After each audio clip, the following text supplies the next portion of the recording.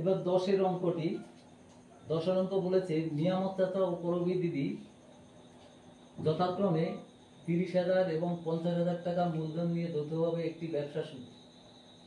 6 মাস পরে নিয়ামত চাচা আরো 40,000 টাকা লগ্নি করেন, কিন্তু করবী দিদি ব্যক্তিগত কারণে 10,000 টাকা তুলে নিলেন।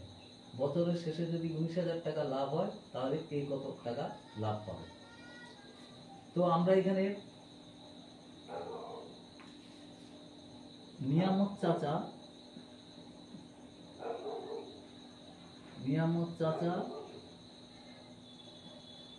ইস টু করবী দিদি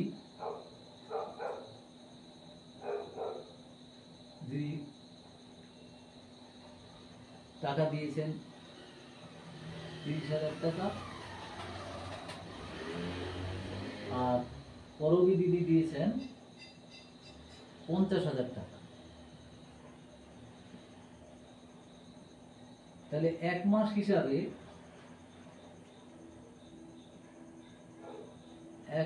হিসাবে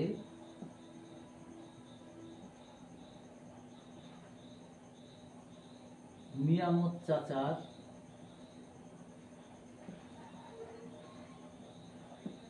লগ্নি সমান হচ্ছে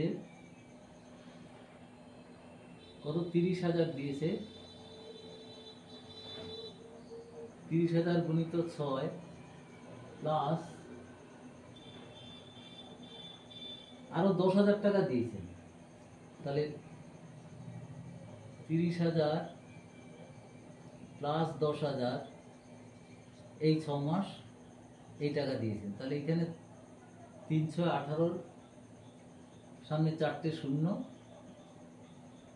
প্লাস এখানে 40,000, 4 6 24 70, 6 7 42,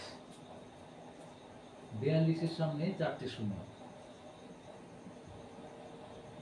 তাহলে এই দুটো যোগ করলে হয় 60। 1 2 6 সামনে 5টা শূন্য হবে, 1 2 3 4 5, এত টাকা। এবার এক মাস হিসাবে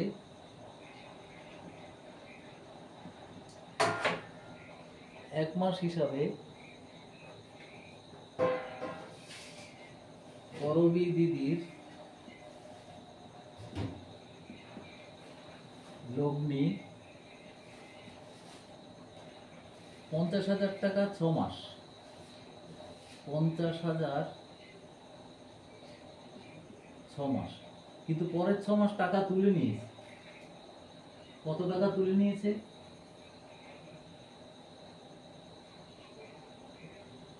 10,000 টাকা তুলে নিয়েছে। তাহলে 50,000 বিয়োগ 10,000, এইটাও মানে 6 দিয়ে গুণ, কারণ বাকি 6 মাস ছিল। এটা 5 6 30,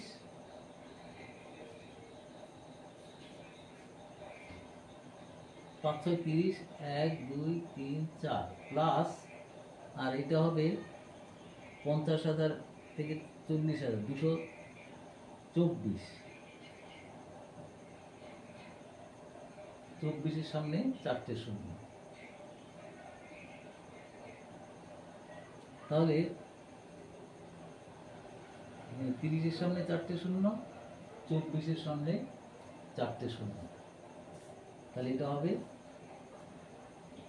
54-এর সামনে 4টে শূন্য। তাহলে এখন তাদের মধ্যে অনুপাতটা হবে কি? অনুপাত নাম কি আছে? নিয়ামত চাচা ইস টু করবী দিদি ইকুয়াল টু হচ্ছে 60-এর সামনে 4টে শূন্য, আর এখানে হচ্ছে 54-এর সামনে 4টে শূন্য। তাহলে এটা হবে 60:54, আর এটা হবে 10:9। লাভ হয়েছে 19,000 টাকা। তাহলে নিয়ামত চাচার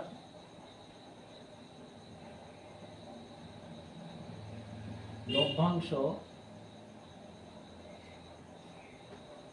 সেটা ইকুয়াল টু হবে 10/19। 10 প্লাস 9 ইন্টু 19,000। দেখো এটা এখানে 10 বাই 19 ইন্টু 19,000, তো এটার মধ্যে 1,000 হয়, তার মানে এটা 10,000 টাকা। আর করবী দিদির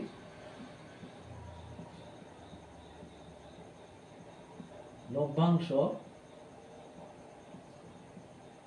সমান হচ্ছে 9 বাই 19 ইন্টু 19,000, 1,000, তার মানে এটা 9,000 টাকা।